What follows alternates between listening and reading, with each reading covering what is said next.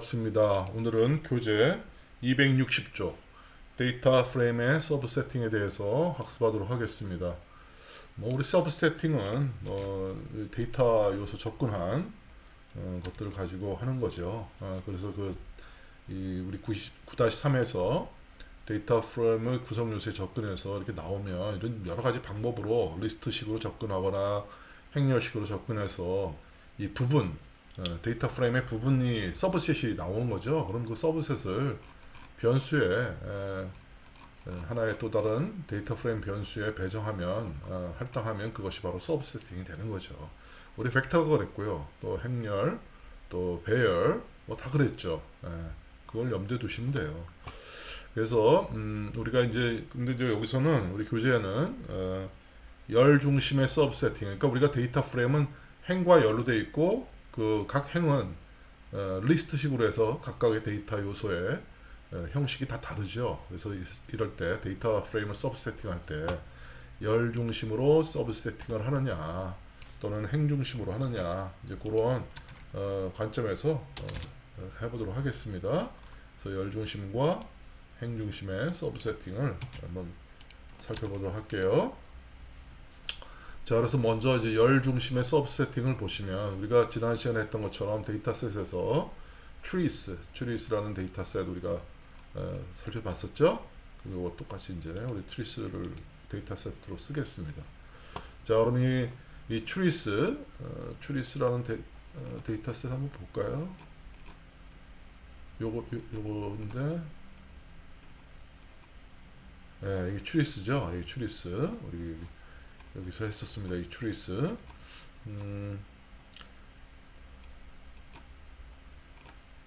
트리스라는 이 데이터셋 들어가지고 보면 이 데이터 프레임이고 girth, height, volume. 그래서 이 girth가 이게 둘레인가 뭐 그럴 거예요. 이 볼륨은 부피고요. 그래서 이러한 그 수치형의 세 개의 컬럼으로 구성된 세 개 컬럼이죠. 그리고 31개의 데이터가 있는 행이 있는 데이터 프레임으로 우리가 봤습니다. 그럼 이걸 가지고 행으로 이제 열 중심으로 접근하면 컬럼이죠. 컬럼 중심으로 하면 우리 책에 있는 대로 그대로 한번 볼게요. 여러분 교재 261쪽에 있는 코드 창크입니다. 그래서 trees 해가 요거죠. 요거. 원래 이게 데이터 세트죠. 트리스의 모든 행에 대해서 2열과 3열, 2열과 3열처럼 이렇게 보는 거죠. 이게 뭐 행렬식 접근하고 똑같죠, 그죠?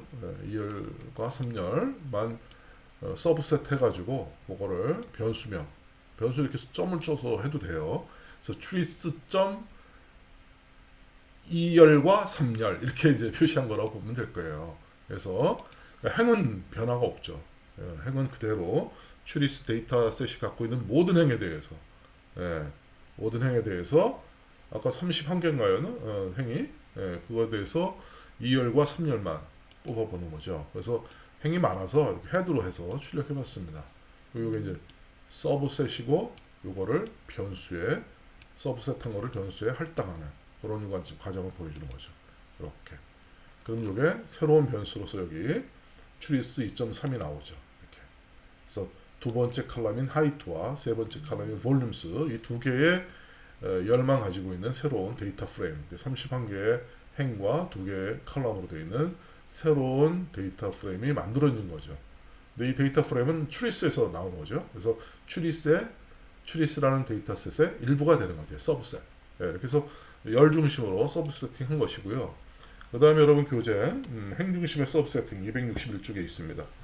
그 261쪽은 이건 이제 그래서 이러한 우리가 열 중심의 이 서브 세팅을 우리가 선택이라는 용어를 써요. 선택, selection이다. selection. 이건 selection이라는 용어를 쓰죠. selection이라는 용어. 그리고 행중심의 서브 세팅을 우리가 filtering이라고 합니다. filtering이라고 해요. filtering. 행이 많잖아요. 근데 행이 많은데 그 행 중에 우리가 관심 있는 행만 뽑아내는 거예요. 그래서 이거 필터링이라고 해요. 필터링. 필터링. 그러니까 이게 데이터 검색할 때 검색 조건을 줘서 그 검색 조건에 해당하는 행만 뽑아야 되는 거죠. 행만. 우리가 필터링이라는 용어를 씁니다. 필터링. 그래서 코드 청크를 넣고 이렇게 해보자. 좋지. 자, 보자고요. 이 추리스라는 게 있는데 추리스에서 어떤 행을 뽑냐면 요 조건. 그래서 보통은 열 가지고 해요. 열. 예. 추리스의 하이트라는 칼럼에 대해서 하이트 칼럼 31개 행이 있잖아요. 하이트 칼럼에 31개 행이 있는데 그 31개 행 중에서 82보다 큰 것만. 그러니까 31개 하이트 칼럼을 이제 기둥으로 한번 보세요. 하이트 칼럼을 쭉 보면 첫 번째 행, 두 번째 행, 세 번째 행, 네 번째, 다섯 번째에서 31번째 행까지 있겠죠. 추리스 데이터셋을 사실 변수를 했었으면 좋았는데, 예. 그래서 이걸 그 중에서 추리스 데이터 프레임 중에 하이트 칼럼 값이 82인 거, 그거만 만족하는 행, 예, 이렇게 이걸 우리가 필터링하는 조건이라 그래요. 필터링 조건.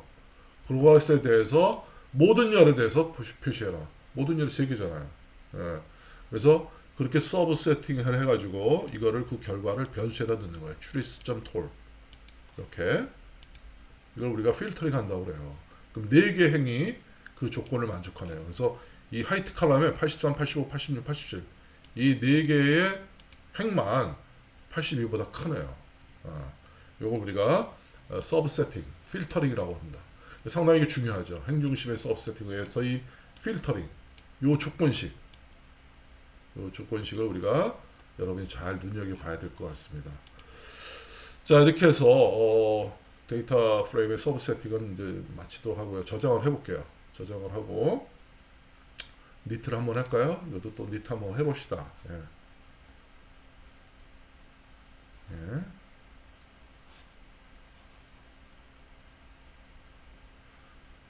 R 데이터셋 이런 것들이 별도의 화면이 이렇게 막 생길 거예요. 여러분 화면에 어디 갔지? 네. 이렇게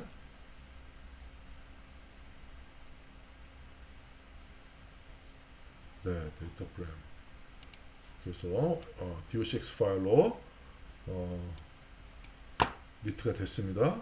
그래서 여기에 이제 이런 파일 상당히 느리네요.